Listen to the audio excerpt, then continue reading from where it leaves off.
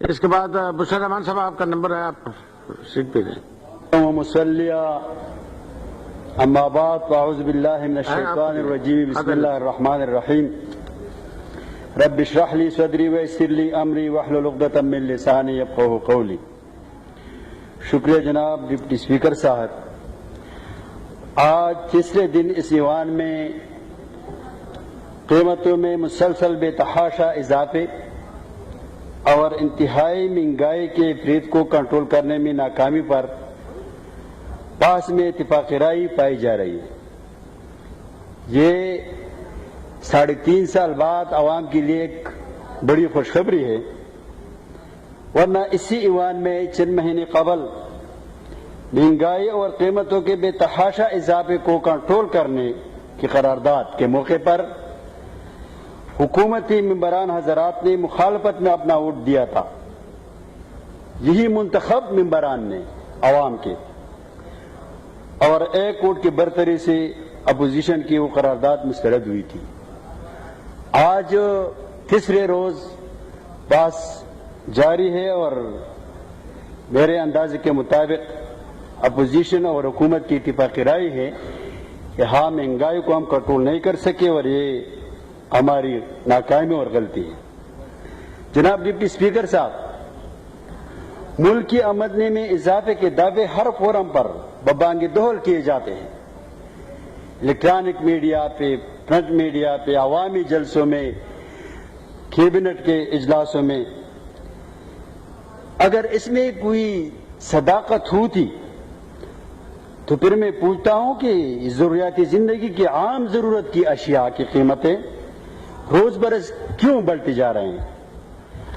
آج تک 3.5 سال گزر رہے ہیں, موجودہ حکومت کے پاس عام ضرورت کی ایک چیز کی قیمت میں کمی کی ایک بھی مثال موجود نہیں ہے.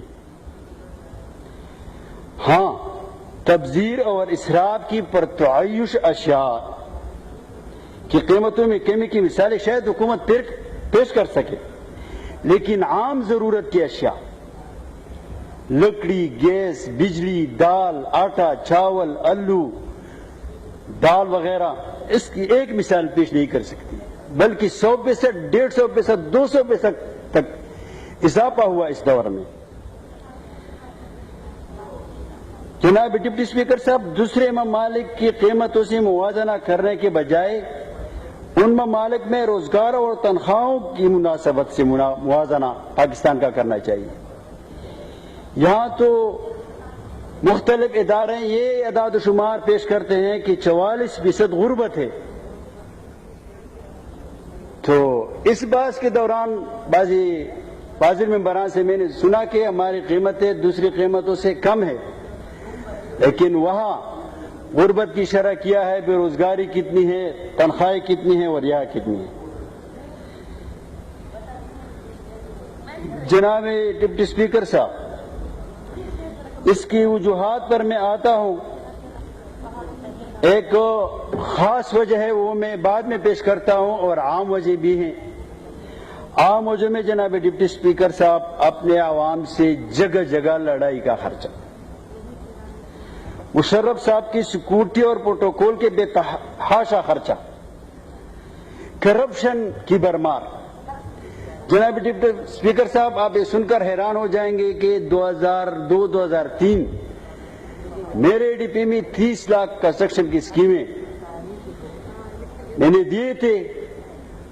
پاک پی ڈبلیو ڈی سے امیج شیڈول اور اگریمنٹ شیڈول مانگا تو پتہ چلا کہ سڑک کی کٹائی کی 1 میٹر کا ریٹ 233 روپے فی میٹر دیا گیا ہے.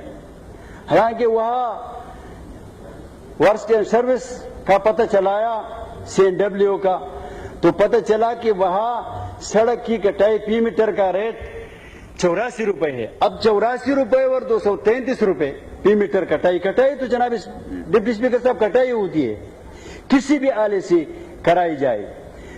تو یہ ایک مثال میں پیش کر رہا ہوں, اور اس ظالمانہ ریٹ کے مطابق بھی عوام کے کام نہیں ہوئے ہیں.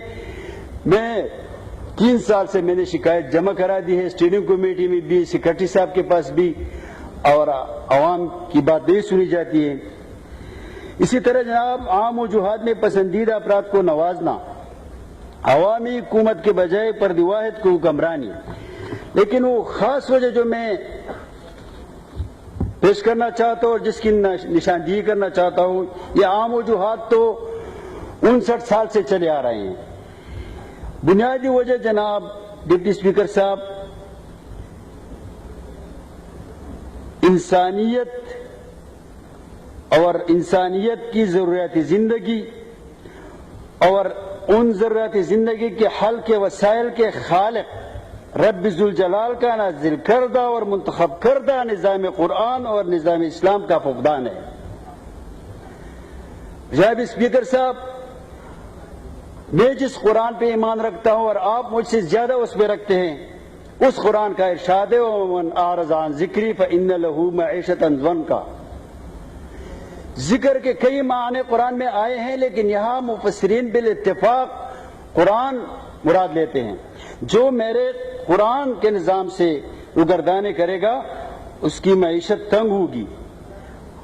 اور ایک حدیث شریف ہے اذا کان امراؤکم شرارکم فبدل الارض خیر لکم من ظہرہا، جب عوام کے حکمران شریر لوگ ہوں تو پھر ان کے لیے زمین کا پیٹ زمین کی پیٹ سے زیادہ بہتر ہے۔ تو یہ مہنگائی 59 سال سے چلی آ رہی ہے، اس کی بنیادی وجہ یہ ہے کہ یہاں وہ قانون نہیں ہے جس میں اس عوام اور ساری انسانیت کی خیر ہے۔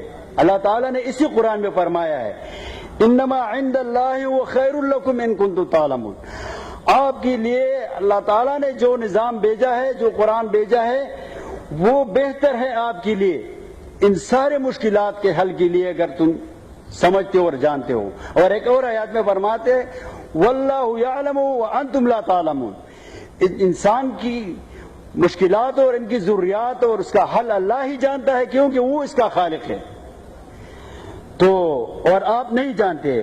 لہذا آخر میں جناب ڈپٹی اسپیکر صاحب، محترم وائنڈ اپ کریں بس۔ میں تجویز پیش کرتا ہوں کہ حل یہی ہے کہ اسلامی نجات مسلم کی سفارشات کے مطابق انسانیت کے خالق کا قانون نافذ کیا جائے۔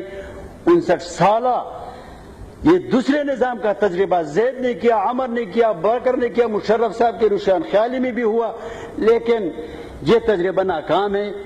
اور آئین 230 دفعہ 230 کے شق 4 میں یہ ہے کہ آپ اس اسمبلی میں سفارشات اسلامی نجات کونسل کی سفارشات 6 مہینے کے اندر پیش کرتے جائے۔ ابھی تک آپ نے پیش نہیں کی، خدا کے بندو وہ پیش کریں، اس میں قرآن کے مطابق اچھا حل ہے، اس میں آپ کی بھی خیر ہے اور ہماری بھی خیر ہے اور سارے عوام کا بھی خیر۔ بہت بہت شکریہ جی، شکریہ جی، بہت بہت شکریہ۔ محترمہ بشرا رحمان صاحب۔